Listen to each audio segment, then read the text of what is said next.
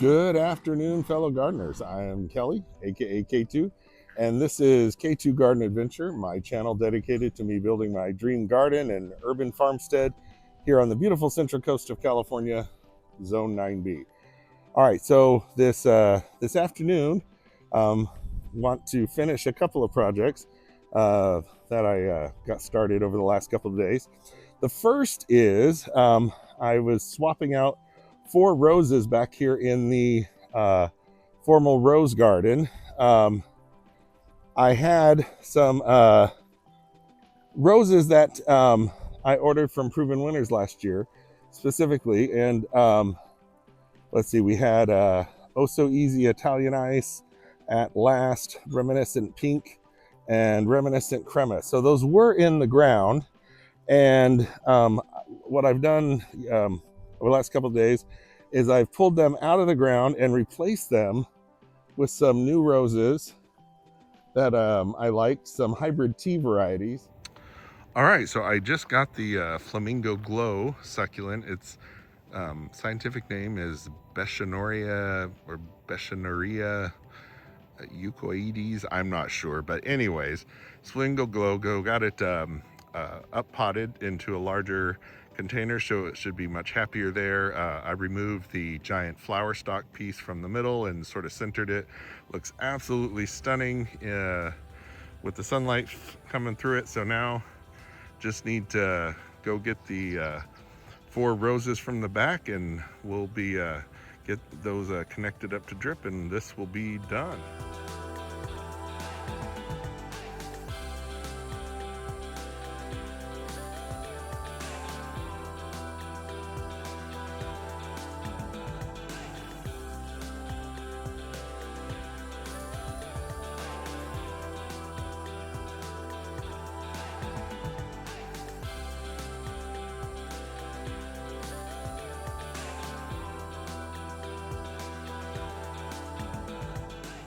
So the formal rose garden is just looking absolutely amazing.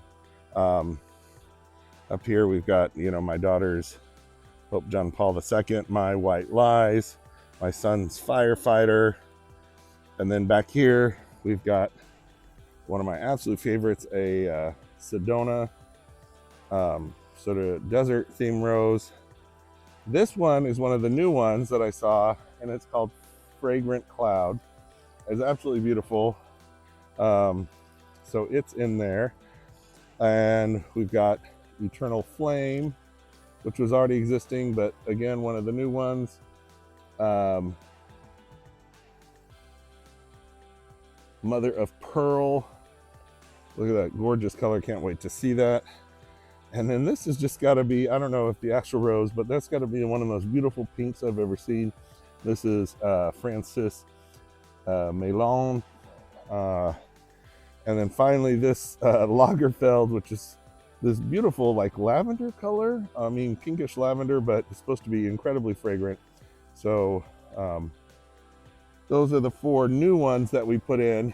The David Austins, the 4 climbers are doing great. Gertrude Jekyll has already been putting out a few roses. I really cut these back hard this year to try to keep all the disease stuff off, and I've been spraying. But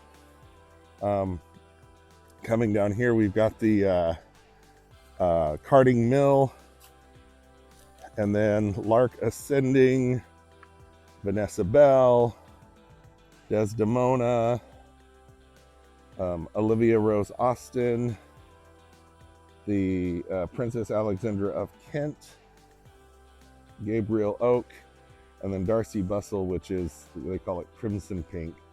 But anyways, that's the formal rose garden.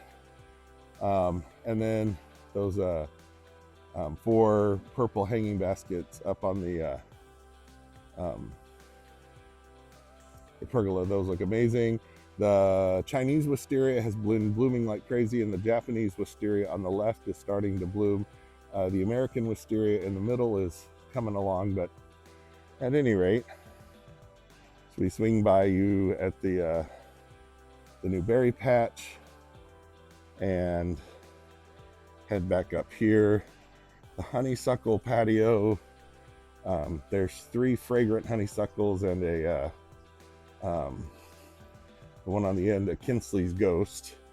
Kinsley's Ghost hasn't done much yet, but the clematis, since Kinsley's Ghost wasn't fragrant, I put a Sweet Summer Love, which is a fragrant clematis, and that purple on the silver should look amazing if it blooms this year. Got to remember to, what do you call it? Got to remember to fertilize those. Haven't fertilized those yet. Again, as you're walking up here in the Woodland Garden up to the new sort of front, I guess I could call it a rose garden.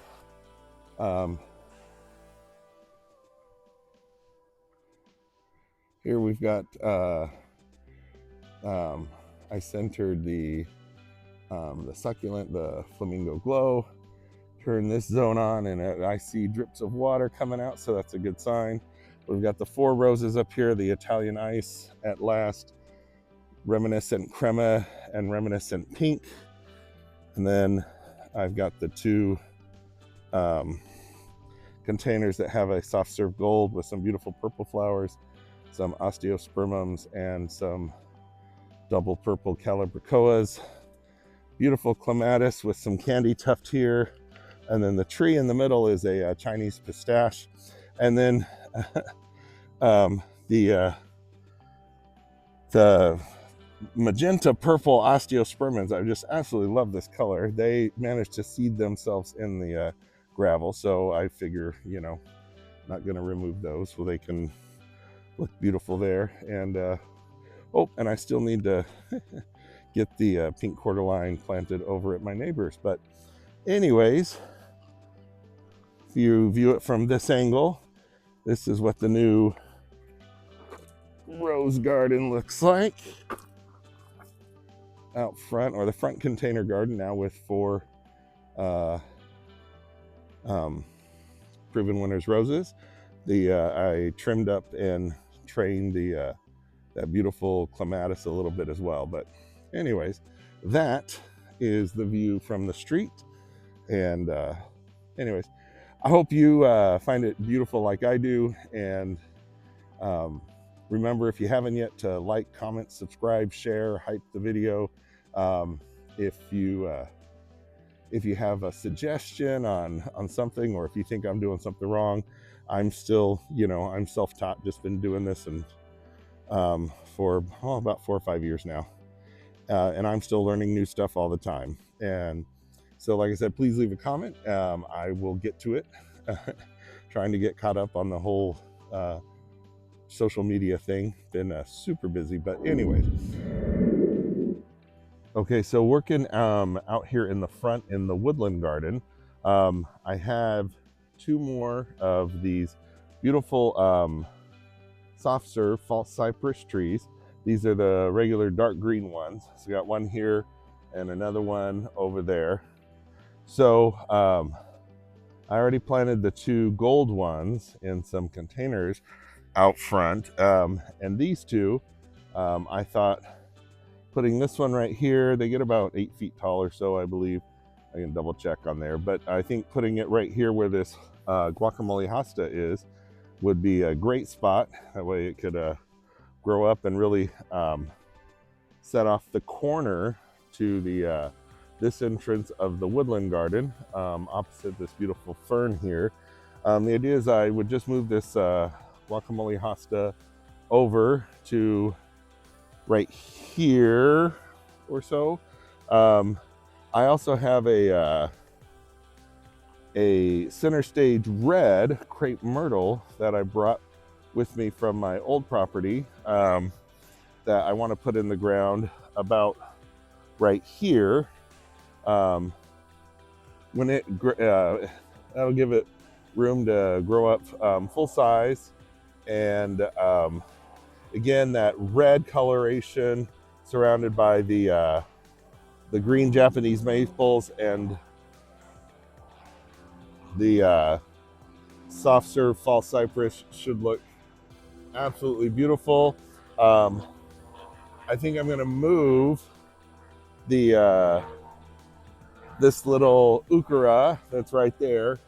Over here is I kind of have this beautiful row of red ukuras or coral bells along here, and I think sticking it right here.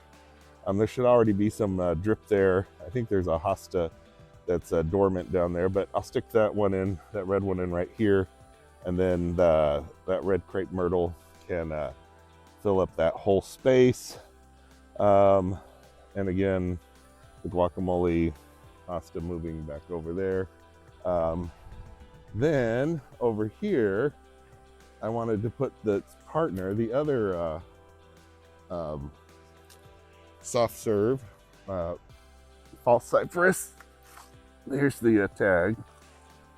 Yeah, they eventually get 6 to 10 feet tall and 5 to 6 feet wide. That I've got a bobo hydrangea that I was just gonna pop it in right there. I thought having the two soft serves, and then there's this beautiful Gold Coast cypress here, I believe is what that is, in the middle. I thought that would look really nice. And the bobo, just going to move up here, I think right here. Yeah, because there's this blank spot. Now that I've trimmed up this Leyland cypress, I was gonna drop the bobo in right there. And then, let's see, that was those two. Oh, and then I need to straighten up this crepe myrtle here. Gonna fix that stake and straighten it up. And I'm thinking that's it for now. There was something else I was gonna do, but again, I don't have a lot of time right now. So hopefully I can get that done and show you what it looks like. All right, so done with the things I wanted to get done this evening. You can see I've got this beautiful soft serve false cypress in right here. Move the guacamole hosta over to here. Move the coral bell, that beautiful mahogany one, over to there. Got the center stage red crepe myrtle planted there. All of this is, and I got the drip sorted out for everything. Still need to water them in, but I can do that after this. You know, I did want to show, you know, as the sun's going down, how all the lights come on here in the Woodland Garden. So I think that's kind of neat.